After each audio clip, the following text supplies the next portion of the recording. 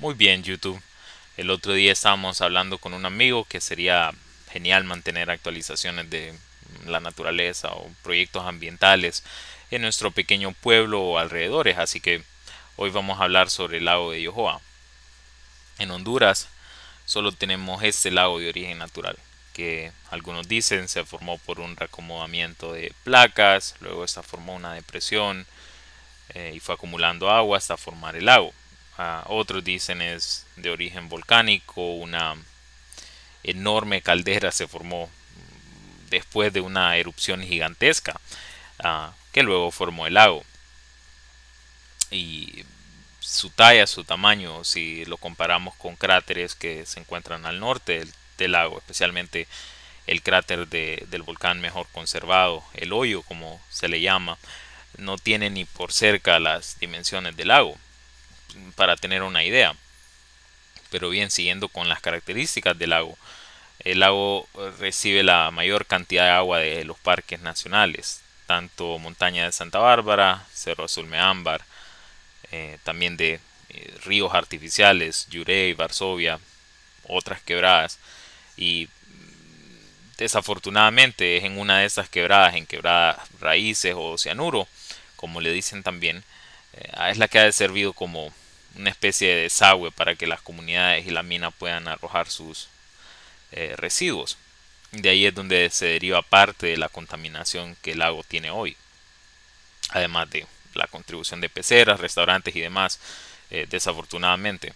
Pero bien, en sí, el lago es un atractivo turístico, es un lago muy hermoso, hay una línea de comedores donde las personas van, disfrutan pescado, vienen observadores de aves, hay zoológicos en los alrededores, en fin, un montón de cosas atractivas. Ahora bien, es una lástima que el lago no haya sido tratado con el respeto que se merece por las autoridades que han permitido que se le contamine, uh, y no han habido intervenciones efectivas dentro del gobierno para parar la contaminación o descontaminarlo por completo, que es posible.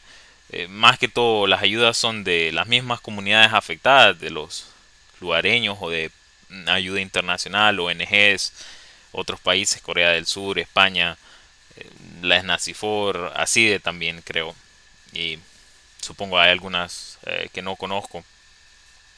Y otros grupos también han logrado mitigar muchos de esos problemas con prácticas relativamente sencillas. Manejo de la pulpa de café que salen de los beneficios para convertirlos en abono. Construcción de letrinas, básicamente para que la mierda humana no termine en el lago. Parcelas agroforestales para evitar lavados, uso excesivo de estos pesticidas. Um, el uso de tecnologías para poder rescatar el lago. Microalgas, uso de nanotecnología, otras prácticas también. Varias de estas técnicas se pueden usar y son relativamente baratas. Por lo menos se puede reducir las cargas de los contaminantes, aunque pueda tardar 30 años. Creo que al final vale la pena recuperar el lago. La mina ha sido por su negligencia quien ha derramado desechos de sus lagunas de sedimentación en varias ocasiones.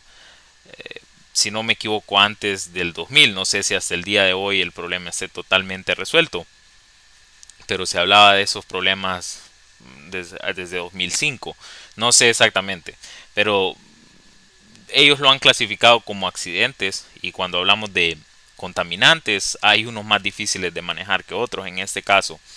Y para el lago, de los más peligrosos son esos residuos, los que vienen de la mina del Mochito, metales pesados.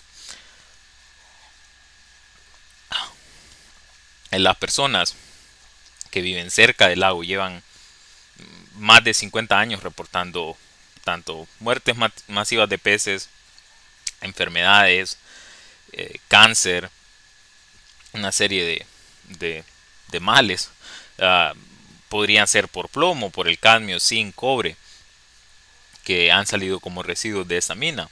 Y de los estudios de los que están en los 90, que son los que he podido encontrar, representa para personas un peligro, que todavía pescan en el lago, se alimentan de él, digamos, bastante seguido.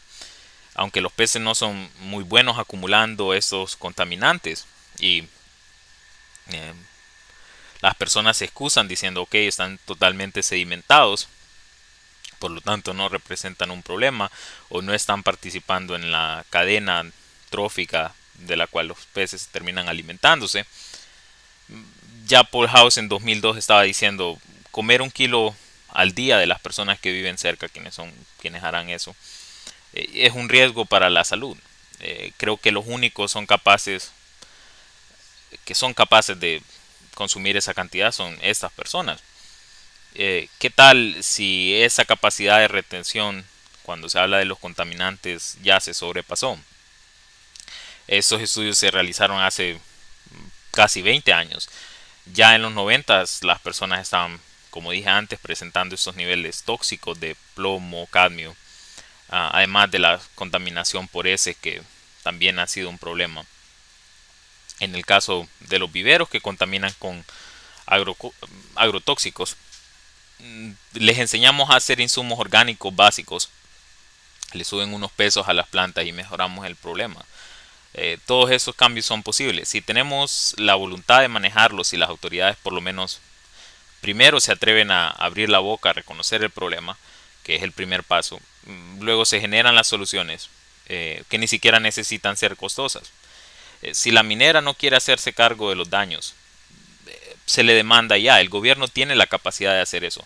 No es esa la razón por la cual crearon la ley Ondulago, que hasta el día de hoy no sé si al final pasó al papel pero si es así, igual este es el objetivo de la ley, ¿no?